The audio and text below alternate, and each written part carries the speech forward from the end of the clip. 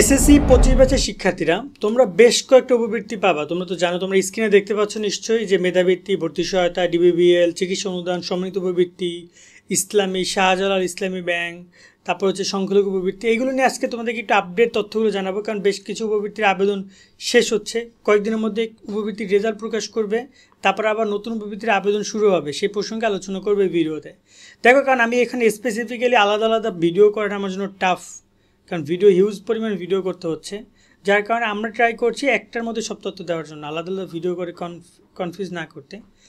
তোমাদের উপবৃত্তি নিয়ে সব তথ্য তোমরা এই চ্যানেলে পাবা, এটা তোমরা শিওর থাকো। তাই আমরা বলবো আমাদের সাথে অবশ্যই তোমরা সাবস্ক্রাইব করে যুক্ত থাকার চেষ্টা করবে। ইনশাআল্লাহ তোমাদেরকে আমরা তথ্য দিয়ে হেল্প করার ট্রাই করবো, এবং আমাদের ফেসবুক পেজ যারা দেখছো ফলো দিয়ে রাখো।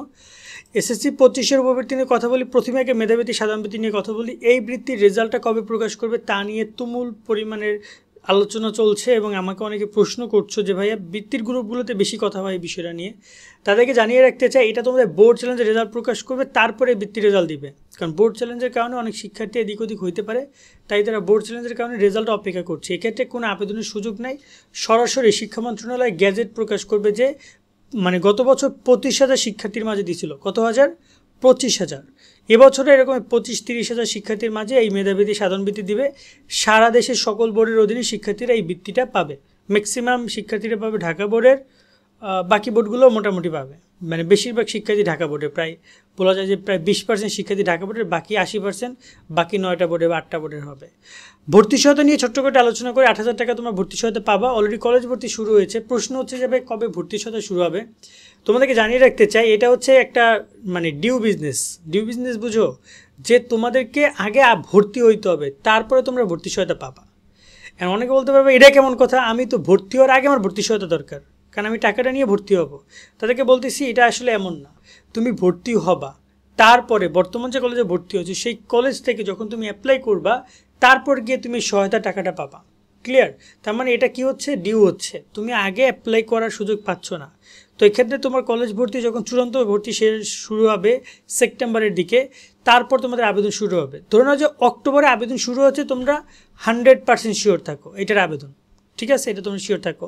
ডিবিবিএল উপবৃত্তির আবেদন অলরেডি প্রায় শেষ পর্যায়ে, প্রাথমিক ধাপের।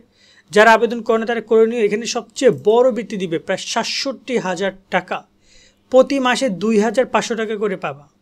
সেই ডিবিবিএল উপবৃত্তির আবেদন চলবে। যারা প্রথম ধাপে অ্যাপ্লাই করেছে তোমাদের আবার রেজাল্ট দিবে, সেখান থেকে যারা প্রথম ধাপে টিকবা, প্রাথমিক নির্বাচনে টিকবা, তাদেরকে আবার চূড়ান্ত আবেদন করতে হবে ডিবিবিএল এর সরাসরি অফিসে গিয়ে।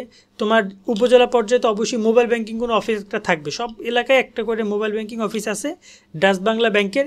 সেই ডাচ বাংলা ব্যাংকের অফিসে গিয়ে তুমি তোমার ডকুমেন্টগুলো দিবে। এগুলো নিয়ে তোমাদের ভিডিও চাইলে আমাদেরকে বললো কারা কারা অ্যাপ্লাই করেছো, লাগলে এটা ইন ডিটেলস ভিডিও, কী কী আবেদন করতে, চূড়ান্ত আবেদন করতে কী লাগবে সেটা জানাবো।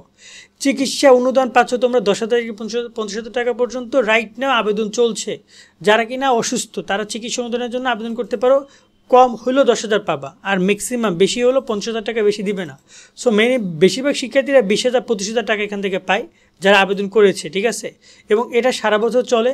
সমন্বিত উপবৃত্তি এই আবেদনটা শুরু হবে তোমাদের কলেজ ভর্তির পরে। এই যে দেখতে পাচ্ছ ভর্তি সহায়তার আবেদন, তখনই এই সমন্বিত উপবৃত্তির আবেদনও তার কয়েকদিনের মধ্যে শুরু হবে। আমরা তোমাদেরকে ডিটেলস ভিডিও করে জানিয়ে দিব। ম্যাক্সিমাম এই বছরের ধরনের যে শেষের দিকে শুরু হওয়ার পসিবিলিটি বেশি। ইসলামী ব্যাংক বৃত্তি, এই টাকাটা নিয়ে এখনও কোনো ইনফরমেশন নাই ইসলামী ব্যাংক এবং শাহজালাল ইসলামী ব্যাংক নিয়ে। আর সংখ্যালঘু উপবৃত্তিও শুরু হবে তোমাদের এই সমন্বিত উপবৃত্তির সাথে। যারা কিনা প্রতিবন্ধী মেধাবী তারা এখানে সংখ্যালঘু উপবৃত্তির জন্য আবেদন করতে পারবা। সেক্ষেত্রে নতুন আপডেট এসেছে 3টে জায়গায় যাদের আবেদন শেষ হচ্ছে, এবং সামনে তোমাদেরকে একটা কথা বলবো যে সামনে উপবৃত্তির আরও ডিটেলস ভিডিও পাবা, এবং আরও অনেক বেসরকারি বৃত্তি দিবে যেগুলো আমরা তোমাদেরকে জানিয়ে দেবো ডাচ বাংলা ব্যাংকের মতো করে। সেগুলো আমরা অবশ্যই আমাদের সাথে সাবস্ক্রাইব করে যুক্ত থাকবে। সকলে অনেক অনেক ভালো থাকবা। আল্লাহ হাফেজ।